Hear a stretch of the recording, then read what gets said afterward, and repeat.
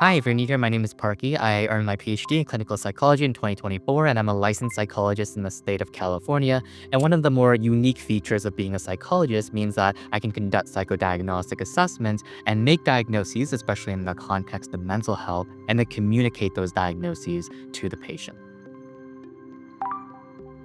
So people often wonder when they're struggling with anxiety and they're checking things over and over again or constantly washing their hands, am I dealing with more anxiety related issues or more obsessive compulsive or OCD related issues? And having an accurate diagnosis is important for the patient to understand a little bit more about what they're dealing with, normalize and help them understand the experience. And number two, also help with treatment planning because it allows us to have this sort of theoretical construct to be able to identify the right type of treatment to be able to support that diagnosis.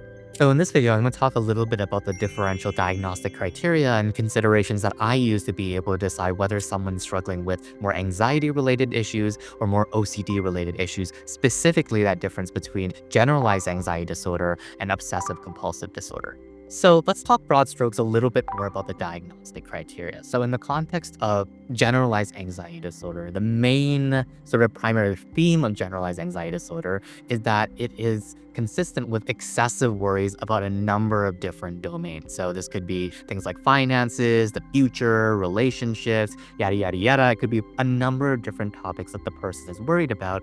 And sort of a key component there is the excessiveness part. So this person, in one way, shape, or form, worries about things more than the average person might. And this can kind of come out in a number of different ways. So this person could be worrying for hours on end on a day-to-day basis. They can be worrying for at least 6 months or more and have that sort of excessive anxiety in terms of duration. And it also causes a lot of different symptoms like feeling on edge and restless, feeling irritated, having sleep disruptions, as well as the other types of symptoms that interfere with functioning. On the other hand, OCD primarily is made out of two components, of course, the obsessions and the compulsions. So obsessions are sort of a sort of intrusive image, an urge, or a thought that kind of pops that seemingly out of nowhere, and then engagement of a compulsion to be able to reduce the distress of the obsession. So let's say the obsessive thought is related to I'm touching this cup of coffee and I feel like it might actually be really dirty. So that's my kind of intrusive thought of like now I'm contaminated. So my compulsion related to that obsession is to wash my hands like 50 times before my distress reduces. And then that cycle kind of repeats over and over again. And again, with respect to OCD, it is usually quite pervasive. So it takes up at least, let's say, an hour of my time every single day. And usually it interferes or causes distress into my life. If I'm spending so much time washing my hands, it's going to, first of all, hurt my hands because I'm kind of constantly washing it and rubbing away my skin. And on the other hand, it's also taking away time that I could be doing other things. So let's delve deeper into some of the differences between GAD and OCD. So first of all, in terms of the domains of which OCD or GAD capture, I think of GAD as a lot more domain general, meaning that there's not a really specific worry that the person is constantly worrying about. Like in the context of GAD, they're not just worried about finances. They're also worried about relationships and the future and general stability and, sort of daily things. Am I going to make this appointment? So they're constantly worried about a lot of different thing. On the other hand, OCD related thoughts tend to follow more circumscribed themes. So they tend to focus and hyperfixate on specific areas of concern. Like, for example, a contamination related OCD, a person's going to be worried about touching something dirty or something dirty touched with something clean, creating some sort of cross contamination. A person with more harm related OCD might have thoughts or urges about potentially hurting someone and getting really anxious over that.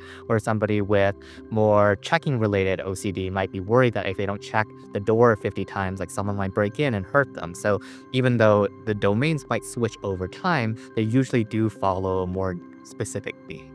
And along with this sort of either more generalized or more specific nature of the themes themselves tend to also be a little bit distinct in terms of their quality. So in the context of GAD, the themes are tend to be a little bit more rooted in the mundane, like it's about appointments or finances or what's going to happen tomorrow. What if I miss my next meeting? What if I make a mistake somewhere in this video?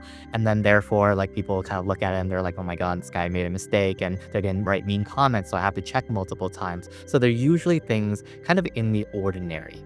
On the other hand, OCD related themes tend to be a little bit more magical in nature. So they're kind of sometimes related to rituals or rules. Like if I don't count things by pairs, then something terrible might happen, or I'm going to have this sort of nagging feeling that's never going to go away. If I step on this crack, I'm going to break my mother's back. If I don't wash my hands 30 times, then the feeling of disgust is going to last forever, and maybe I might get sick. So here, there's a little bit more of that magical quality, that sort of story that exceeds and goes through sort of more common sense or what we would normally imagine within the five senses. And I think one other important distinction between GAD and OCD that's quite important is whether or not the belief or the thought is egosyntonic or egodystonic. And what I mean by these terms is that something that is egosyntonic is consistent with our ego. It's consistent with our values and what we believe is important. So in the context of GAD, usually our thoughts and worries are about egosyntonic themes. Like if I'm someone who really cares about my finances or my relationships, then it might make sense for me to have a lot of worries associated with those particular themes. On the other hand, OCD related thoughts tend to be a little bit more ego dystonic, that it almost kind of feels weird that we're so bothered by this thought because it's so against who we are. Like when we have harm related intrusive thoughts, that it's distressing not because I really do want to hurt someone, it's that distressing because I'm wondering why I'm having this thought, even though I perceive myself to be generally a nice person that has no desire to harm anyone. And oftentimes for people with OCD, it's that discrepancy between values and the weird intrusive thought or image that pops up that create that distress in the first place.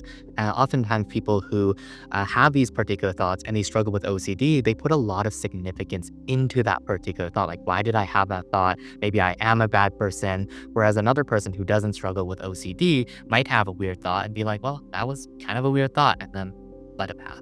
So there's a number of different treatment options for both GAD and OCD, and a lot of these evidence-based treatments don't require the use of medication. Like for example, in the context of OCD, one of the frontline treatments is something called exposure and response prevention, where fundamentally the idea is that we gradually put ourselves in positions where we have the obsessive thought or image or urge come up without engaging in the compulsion that is meant to reduce anxiety in the short term. So instead of immediately going to wash your hands, for 30 minutes, we're going to only wash your hands for 5 minutes or for sort of a normative amount of time, or maybe not to wash your hands at all. Just sit with that distress to kind of recognize that just because I have these obsessions and these weird thoughts, it doesn't mean that it's going to be permanent and be very distressing forever. And also that maybe the negative thing is less likely to happen than our beliefs might have us think. And then in the context of more anxiety related issues, there's treatments like cognitive behavioral therapy, acceptance commitment based therapy, lots of different types of strategies that people can employ to reduce their anxiety. And if you're interested in learning just a little bit more about some of the different therapies for OCD as well as CBT and some of the strategies that I have found work for my patients, I'll throw some of those videos up for you to check out if you have time. Anyway, thanks for watching as always. I really appreciate your time. If you're still here with me, subscribe if you haven't. Otherwise, I'll see you in the next one. Bye-bye.